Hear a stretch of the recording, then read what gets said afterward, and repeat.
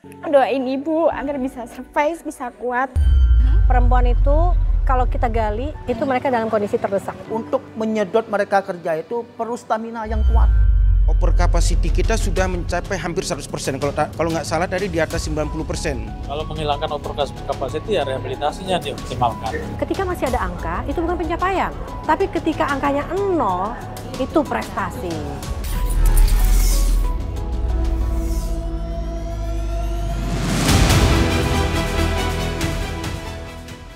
Kejahatan tak mengenal gender. Sebagaimana laki-laki, perempuan pun memiliki potensi menjadi pelaku tindak pidana dan dikenai sanksi hukum yang sama. Kami terbang menuju lapas perempuan di Bangka Belitung. Sebuah perjalanan udara dan darat selama kurang lebih 3 jam. Menyusuri langsung kondisi di dalam lapas kelas 2B Pangkal Pinang. Menggali realitas yang sering luput dari sorotan. Kehidupan para perempuan yang berada di balik jeruji besi. Kalau di sini mungkin kalau lihat bangunannya yang minimalis, tapi kami berusaha semaksimal mungkin melaksanakan apa yang menjadi perintah pimpinan dan menjadi aturan dari pemerintah. Jadi kami tetap melaksanakan apa yang diamanatkan undang-undang untuk terus memajukan narapidana itu supaya mereka bisa keluar itu seperti jargonnya Pak Dirjen, bermanfaat untuk masyarakat, kan seperti itu. Tak mudah berada di balik jeruji besi, terlebih bagi kaum Hawa yang harusnya bertahan di tengah tekanan mental, konflik antar napi, dan sistem yang seringkali abai pada kebutuhan dasar mereka. Di dalam penjara, tantangan datang bukan hanya dari aturan yang ketat, tetapi juga dari relasi antar penghuni yang rentan meletup oleh gesekan kecil. Para perempuan ini bukan hanya menjalani hukuman, tetapi juga ditempa oleh kerasnya dinamika sosial yang kerap tak terpantau dunia luar. Perempuan itu lebih kepada mentalnya ya. Walaupun dia katanya kuat, tapi perempuan tetaplah perempuan. Jadi di sini mungkin dituntut petugas itu untuk ya itu tadi, dimanapun tempat harus serba bisa. Dan kita mau tidak mau menjadi tempat untuk mereka bersandar selama di sini. Pemberdayaan perempuan sangat penting di tengah realita yang ada. Bagaimana mereka bisa bangkit dari lingkaran masalah? Ini bukan sekedar isu pembangunan, tapi langkah menuju keadilan, kesetaraan, dan keberlanjutan. Lalu, siapa yang peduli pada nasib perempuan setelah gerbang penjara tertutup? Pertanyaan ini dijawab oleh Melati, anggota Dewan Perwakilan Rakyat Republik Indonesia dari daerah pemilihan Bangka Belitung. Lewat program Sekutu Melati yang digagas sejak sebelum menjabat sebagai anggota dewan, menjadi fokus pada pelatihan kewirausahaan dan pendampingan untuk mencegah mereka kembali ke masa lalu. Harapannya ke depan WBP ini tetap punya semangat belajar pastinya dan punya hak untuk terus bisa berkembang. Dan hari ini menjadi bentuk nyata konkret pelatihan dari Sekutu Melati. Kalau hari pertama, kalau nggak salah saya dapat report itu ini ya, psikologi ya? Psikologi. Tujuannya jelas, menciptakan agen perubahan. Karena harapan tetap hidup, bahkan di balik tembok penjara. Asal ada yang memberi ruang untuk pulang dan tumbuh. Kerinduan dan masa bebas yang dulu mengalir seperti burung terbang kini terkungkung dalam sangkar besi. Di balik jeruji, tatapan kosong dan bulir air mata warga binaan menyimpan cerita sunyi tentang rindu yang tak tersampaikan, tentang kehidupan yang dulu dianggap biasa. Tak semua dari mereka datang karena niat jahat. Sebagian terseret oleh keadaan sistem, bahkan ketidakadilan. Jadi saya cuma ingin ngomong sama ibu saya bahwa saya sangat menyayangi dia. Doain ibu agar bisa survive, bisa kuat. Saya sangat mencintai dia. Semoga anak saya ke depannya mendapat jalan yang terbaik. Bisa berkumpul lagi sama Cleo, sama Jevin. Kita bisa belajar bareng, kita bisa bermain bareng.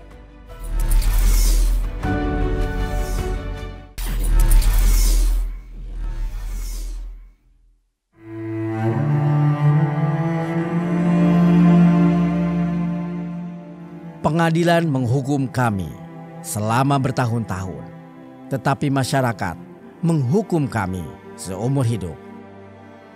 Pernyataan tersebut datang dari seorang mantan narapidana yang kini harus menghadapi hukuman sosial yang tak pernah diakhiri palu hakim.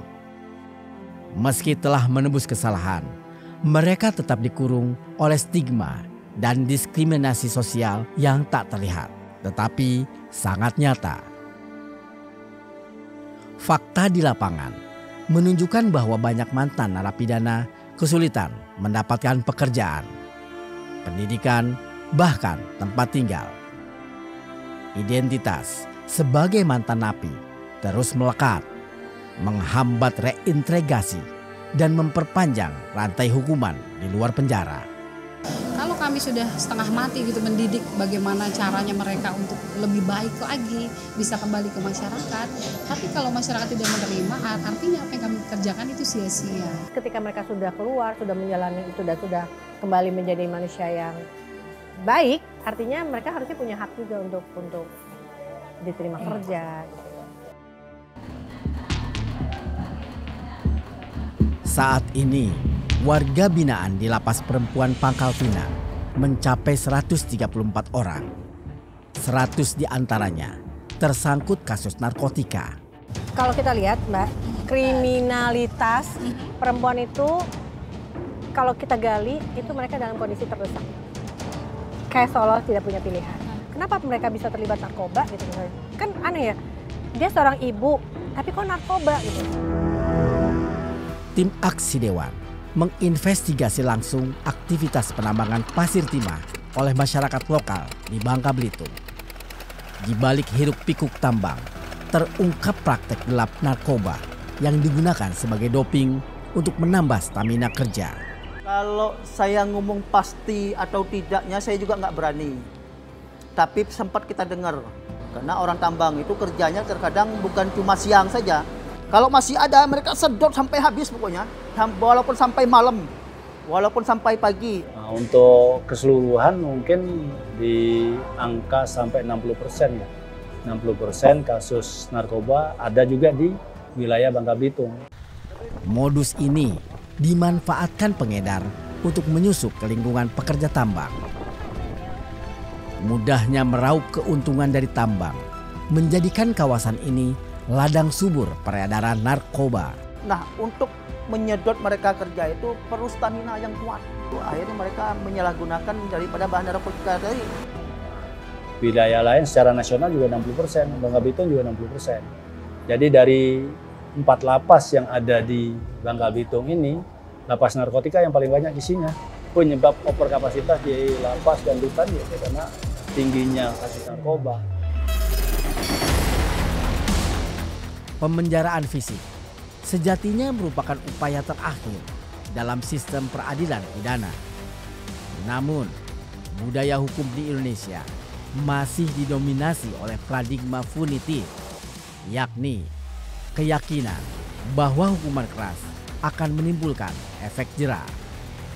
Akibatnya, lonjakan jumlah warga binaan yang tidak sebanding dengan sumber daya dan fasilitas yang tersedia memicu krisis kepadatan dan melemahkan fungsi pemasyarakatan.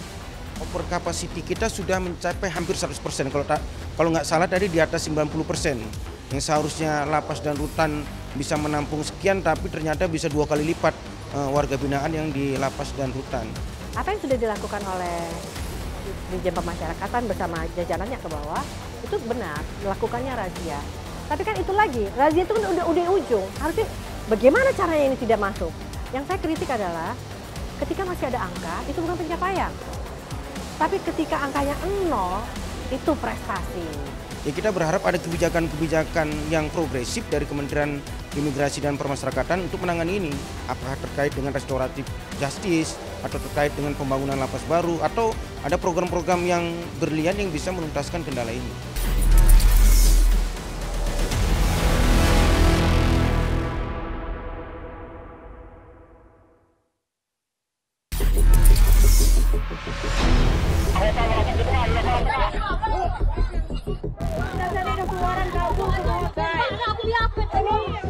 Kerusuhan, pelarian, hingga kekerasan terjadi berulang. Tapi akar masalah luput dari sorotan publik. Persepsi masyarakat yang melihatnya sebagai insiden biasa mengaburkan fakta sistemik. Pemerintah pun cenderung reaktif, bukan solutif. Pada tahun 2025, Lapas Indonesia masih dilanda overcrowding kronis. Jumlah tahanan jauh melebihi kapasitas, memicu kondisi tak manusiawi dan ancaman keamanan. Nah, ini yang kemarin juga kami kritisi, bahwa kami selaku DPR sebagai lembaga yang mengawasi kinerja mitra kami, memang faktanya selama 6 bulan 12 terjadi insiden, itu yang kami sayangkan. Dan kami simpulkan bahwa ini ada kegagalan, ada mismanagement pengelolaan lapas.